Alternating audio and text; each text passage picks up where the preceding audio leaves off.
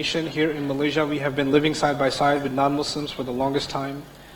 The government is mostly Muslim, but the conversion rate of non-Muslims to Muslim is negligible. I think we have fallen into Islam as Malay. So what should we do? In my opinion, the only solution to this kind of thing is education. Like, the more we spread the message of the Quran among the Ummah itself, our thinking changes. See what the Quran keeps emphasizing is لَعَلَّكُمْ تَعْقِلُونَ, so you can think. So you can think. Learning is not the goal, thinking is. And the more you learn about Quran, the more your thinking gets refined. So a lot of the changes that you're hoping to see, they will become natural when an education of the Quran becomes more commonplace. And we have to redefine what it means to have an education in the Quran. An education in the Quran does not just mean you know how to recite Quran or you've memorized Quran. An education in the Quran means you know how to critically think about the message of the Quran. You can analytically think about what the Quran is saying and what it means in our time, right? And that's a responsibility every nation has, to bring the Ummah back to the Book of Allah and the message of the Book of Allah. Because if we don't do that, we lose our sense of identity.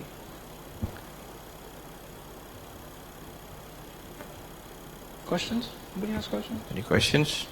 I'm good. Well, you're thinking of asking questions. Oh yeah, that's yep.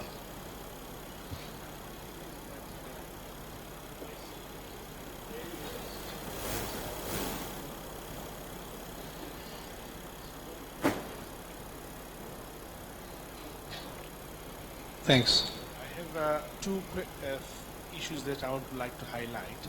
At this moment, I can see that Muslims in India are suffering a lot. Another thing is that the issue of Muslim and Shia and Sunni, another. So these two things I want if you could highlight, and thank you. Okay, I'm glad you want to highlight them, I don't.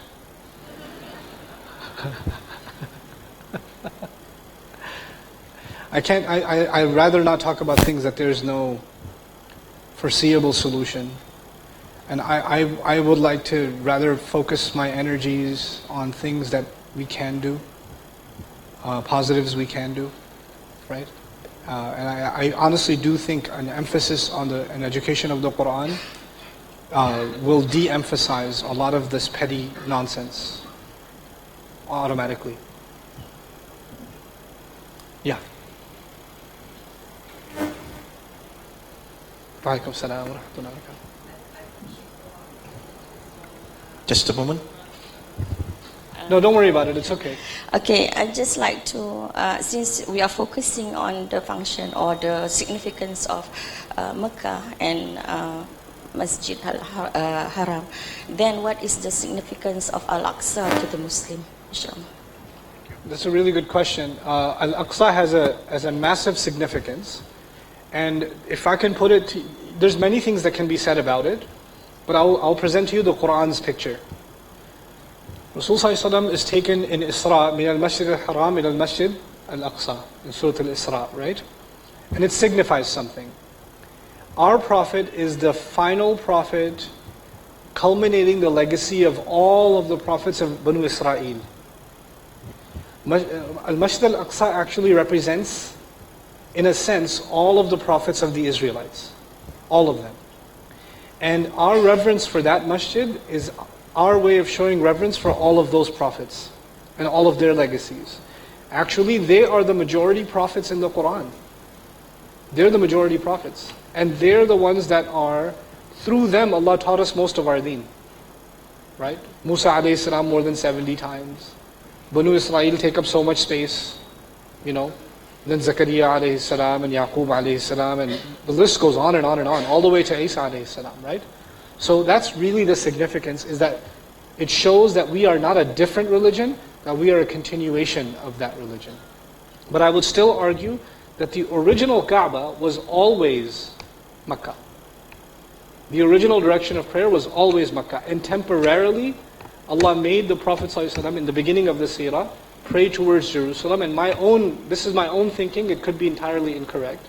My own thinking is that this was his way of showing the Jewish and Christian people that were there in the region that this is not a new religion. that this is a continuation of what they have, before educating them that I'm going to bring you back to the original. Okay? Any other questions? Yep.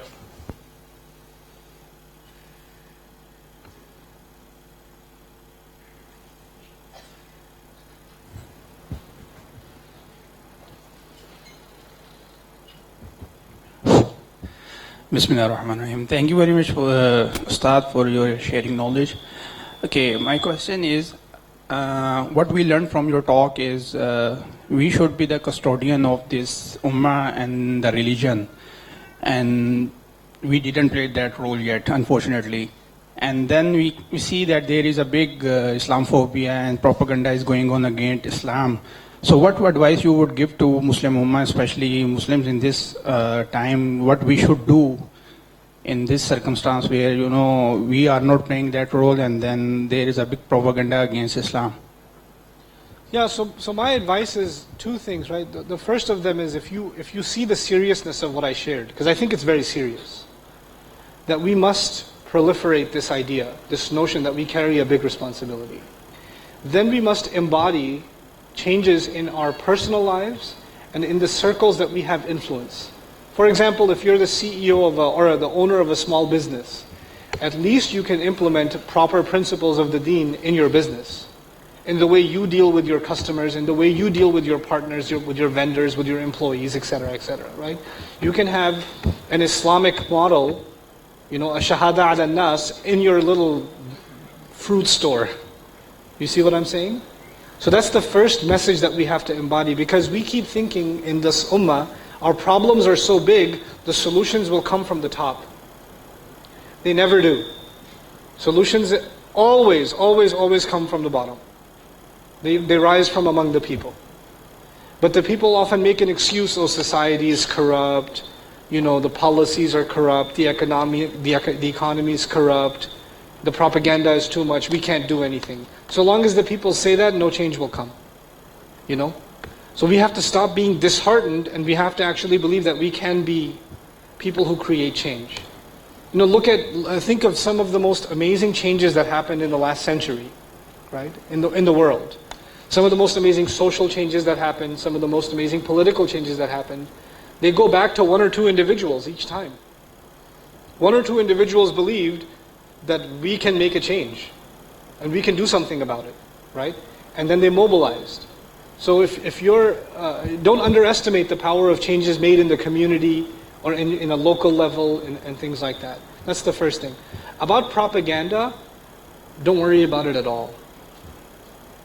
Because no matter what we do, it's going to be there. And no matter what we do, it will only increase.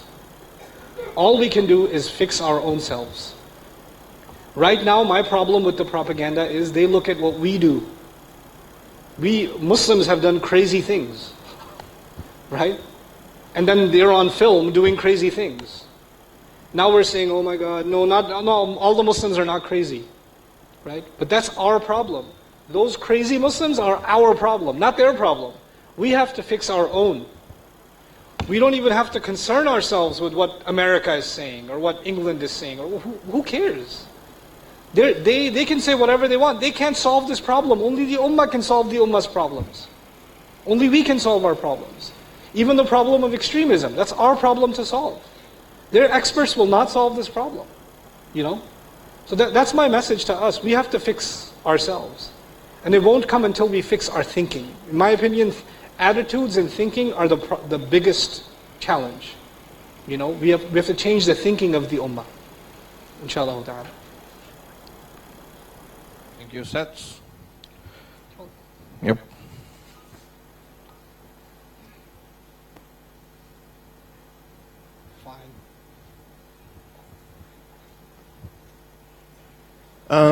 You spoke about how the Muslims are not irreplaceable, that Bani Israel was replaced and we could be replaced.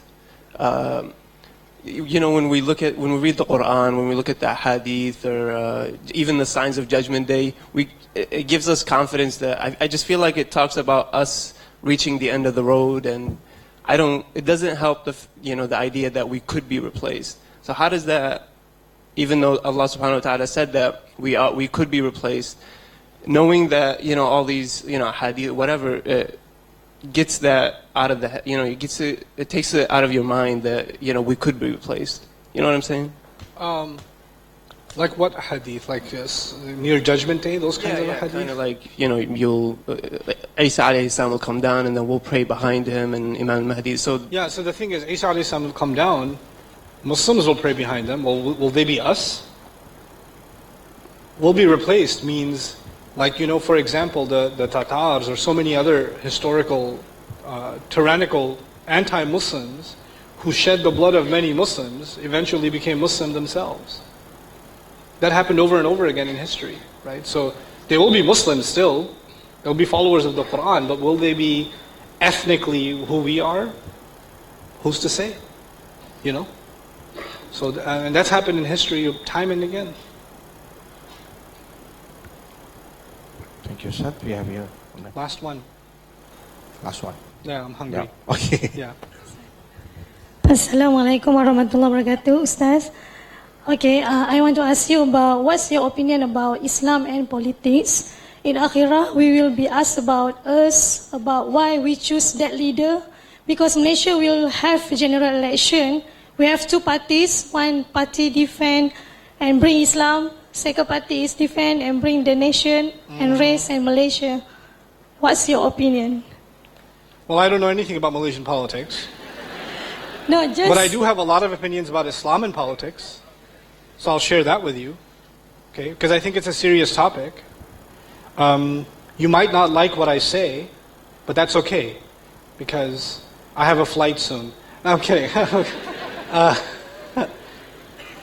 In my own studies, in my early studies of the Quran, I felt like there is a very deep connection between Islam and politics. I no longer believe that. I believe there is a relationship between Islam and politics, but the way that the Muslims talk about it is not very true to the text of the Quran. As a matter of fact, in my understanding, in the entire Quran, maybe one ayah is about governance. Maybe one. الَّذِينَ إِمَّكَّنَّاهُمْ فِي الْأَرْضِ. That's the only ayah. I don't see any other ayah in which directly governance is talked about. Ahkam of Allah, yes. Justice, yes. But then justice was being talked about in ayat at a time when Muslims had no government. As a matter of fact, even the way we think about implementing the ayat of Quran, I feel that we oversimplify things. For example, how many times have you heard, if Allah said it, you must do it? Right? Simple. Allah said it, you must do it. The ayat of Hajj came in Medina, in Baqarah, early Madani ayat. All the ayat are early, before Badr even, some of them. Did the Muslims do Hajj? No. They did Hajj many years later. They were reciting the ayat of Hajj and the manasik and all, but they weren't doing it. Why aren't they doing what Allah said? It's not time yet. It's not time. So we have this kind of, I argue, an extreme view of how Islam is applied. Okay? As far as citizenship is concerned, I won't comment on your politics or what party and what candidate, or who's Islamic and who's not Islamic. I would argue that your responsibility as a citizen is to look at the rights of all citizens, not just the Muslim citizens, and to look at the candidates that are best for the nation. What is best for Islam is not the same as what is best for the nation. What is best for Islam is at a community level and at a larger level. Right? But we often assume, that's what I was saying, we think Islam is top down, not bottom up. The vast majority of Islam is bottom up. You can have the most Islamic government and still the most un-Islamic society. And that still means nothing to Allah Azza wa Jalla. It means nothing. You understand what I'm saying? So I think we've over-politicized, I feel, Islam, and I don't think that's the right place for it. In the way that we've used it, at least anyway. I think when it comes to politics, our religion emphasizes basically principles. Justice, transparency, ensuring the rights of others. It's not actually about implementing, we're going to shut down all the stores in Ramadan. Or we're going to make sure the women that don't wear hijab, or something else. Or we're going to burn all the liquor stores. Where? When did that happen in Islamic history? Study the Islamic empires of Granada, and the Andalusia, and they were multicultural, multi-religious, open societies, and they lived by Islam. And they thrived. Some of the greatest civilizations of Islam were like that, right? And if some of the people today that talk about Islam were there, they would be like, astaghfirullah, astaghfirullah, astaghfirullah. That's all they would have been doing. We're far more, some of the people that claim Islam today are far more extreme than any time in our history. They're just far more extreme, So we need to get a better understanding of our own history, in my opinion. We don't have that. And we have to get a better understanding of where exactly does Islam and politics interplay. We feel like Islam and politics merge at every occasion. They don't. There are many parts of our life where Allah left us to make our choices. You tell me. I live in America, right? And when I vote, obviously I'm not insane, but I have to pick between two bad choices. I have to pick between insane and evil. I don't know which one to go with. But I'm not going to make that choice as a Muslim. I have to make that choice as a citizen. You understand? And my choice is not the Islamic choice. It's the choice based on my common sense. The same is true of you. You're not making an Islamic or un-Islamic choice. You're making a responsible choice as a citizen based on the information that you have. So I feel that Islam is unnecessarily pushed into this space, and it creates a lot of disaster. Because what happens then is, people are made to feel like, if you vote for this one, you are less Islamic. And if you vote for that one, you are more Islamic. And they're both Muslims. That's just not the case. That's my view, sorry. Thank you very much, Ustaz. And that was the last question, I believe. Yes. Because he's holding the... I'll stay here. You can just come up and ask. The bottle, so he shows he's really hungry. So we might get another bottle for him later. Ladies and gentlemen, I need 5 minutes of your time. So I want to share something with them. Okay. Of my personal opinion of getting the chance to be standing in front of you here today. First, a few weeks back, Ustaz Nazim, CEO of MIPE, sent me a message saying that here you are a moderator for a program. Well, I was packing back home because I'm working in Al-Usta, so I'm packing back home. It's 1 hour to travel. So I did not see what is the issue all about. I just say yes, and I just came back home and had my Maghrib prayer, Salat, and then I saw the tentative of the program, and so Ustaz Nouman Alikan tour police. I was shocked because I don't expect for me to be standing here today and having this beautiful event and sharing in front of all of you with this gentleman, okay, thanks. Scholar, academic. He's younger than me actually, to be honest with you. So what I believe is one statement that he made: state of your salat will determine the state of your iman. I think that is the, in Malaysia it's very popular with the word punchline. So they use the word punchline for it, and this is the punching line for our really routine life. That salat is something which determines our life. So sometimes in our life, Allah give us the opportunity, opportunity to get closer to Him, to get nearer to Him. Maybe not one step, a quarter step, half step, or whatever step it is. But for me, it is the opportunity for me today to be standing in front of you, to getting closer to Allah, to listen to what is, even though we call it as academic lecture, it really shows that, tell us that wherever you go, wherever you step in, wherever you've been sitting, you have all the ways, all the means, all the rights to get, every day, to get closer to Allah subhanahu wa ta'ala. And what have been said, mentioned, lectured by our Ustads here today, tells us that sometimes we can become very small, tiny, okay, sehalus-halusnya, okay, itu dalam bahasa Melayu sedap sikit sebut kan, sehalus-halusnya, macam debu Tak faham. Tak faham, I'm just telling them as small, you know, it can become as tiny as a dust. You know? Correct me if I'm wrong. So that is very important for us. So I feel very privileged, and I believe all of you also feel very privileged to be here, and we are looking forward to listen more, to hear more from our beloved Ustaz. He is learning a lot of language, of a Malay language, so tak boleh nak tipu dia dah lepas ni. Tak faham lagi. Okay. Sedikit.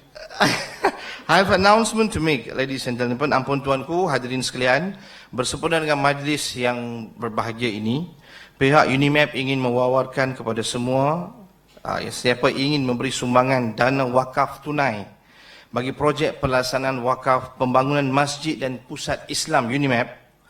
Projek ini adalah kerjasama antara UNIMAP dengan Majlis Agama Islam Negeri Perlis, dan projek ini dibangunkan secara wakaf, dan kos projek ini bernilai dianggarkan 38.36 juta.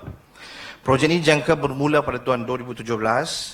Secara berfasa, pembinaan masjid ini bertujuan untuk menampung jumlah pelajar yang kian meningkat di kampus UNIMAP. Masjid ini tidak terhad penggunaannya, malah pusat Islam turut dibangunkan dengan pelbagai aktiviti yang boleh dijalankan. Peluang telah dibuka untuk tuan-tuan dan perempuan yang berhasrat untuk menyertai wakaf ini di luar Dewan. Dan pengecualian cukai turut diberikan kepada mereka ataupun syarikat yang berminat untuk menyumbang. Jadi tuan-tuan dan perempuan, di luar sana ada meja telah disediakan, penerangan pun telah akan diberikan. Jadi bagi mereka yang ingin berwakaf, dipersilakan untuk berbuat demikian. Di samping itu, dengan izin ampun tuanku, diambil sedikit kesempatan untuk mengucapkan terima kasih istimewa kepada Encik Dali. Di mana ada Encik Dali, boleh, can you please stand? Okay. Ucapan terima kasih khas kerana beliau bekerja dengan Bayinah ni, dan beliau telah banyak memberi sumbangan untuk menjayakan majlis kita pada hari ini. Berikan tepukan untuk beliau. Tuan-tuanku, hadirin yang dihormati sekalian, dah mula cakap bahasa Melayu lah, kena betul balik, tarik balik. Ladies and gentlemen, I would like to, we are already towards the end of this program today, so we would like to thank all of you and the organizing committee and the members of the floor, and also Ustaz Nouman with his team for having a beautiful session with us. Again, we are looking forward, inshallah, with the grace of Allah subhanahu wa ta'ala, for us to see you again, and you can continue watching his videos. There's a lot of videos, you know. I've been watching his videos, and I've been looking his biography, but he's not interested in all of that. He's not interested in popularity. He just wants us to give him dua. That's what he's been telling. So we pray to God, pray to Allah subhanahu wa ta'ala, that he can go around and continue giving lectures and teaching all these good deeds to all the Muslims, insyaAllah. Ampun tuanku, kita dah sampai ke penghujung majlis pada pagi yang berbahagia ini. Dah masuk tengah hari dah.